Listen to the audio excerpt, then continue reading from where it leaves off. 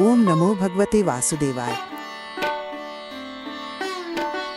तदहं संप्रवक्ष्यामि लोकानां हितकाम्यया येन विज्ञात मात्रेण सर्वज्ञात्वं प्रपद्यते।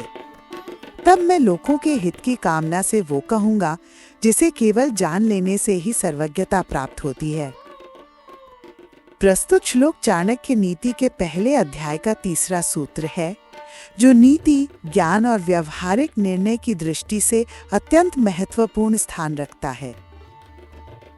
आचार्य चाणक्य यहाँ ये संकेत करते हैं कि वे अब ऐसा ज्ञान प्रदान करेंगे जो केवल जान लेने से ही संपूर्ण ज्ञान का द्वार खोल देता है।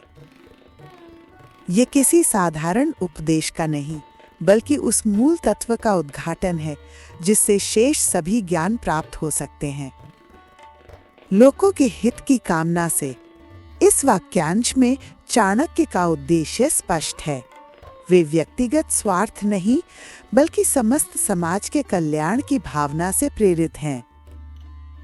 उनकी नीति का उद्देश्य केवल सत्ता की राजनीति तक सीमित नहीं, बल्कि वो जन कल्याण का माध्यम है। ये दृष्टिकोण उनके संपूर्ण शास्त्र को एक आध्यात्मिक व्यवहारिक संतुलन प्रदान करता है, जिसे केवल जान लेने से ही सर्वज्ञता प्राप्त होती है। ये कथन गूढ़ है।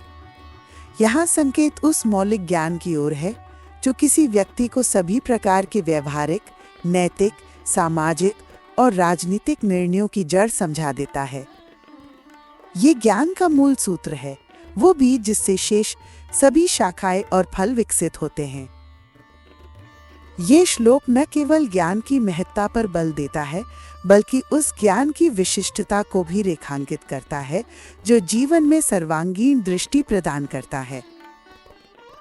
चाणक्य इसे सर्वज्ञता अर्थात समस्त विषयों को जानने की क्षमता के रूप में निरूपित करते हैं, और यह क्षमता केवल एक विशिष्ट तत्व के ज्ञान से प्राप्त हो सकती है। इस दृष्टि से ये श्लोक नीति शास्त्र, तत्व चिंतन और सामाजिक विज्ञान के संगम पर स्थित है। इसे समझना मात्र व्यक्ति को नीति के सभी आयामों में पारंगत बना सकता है।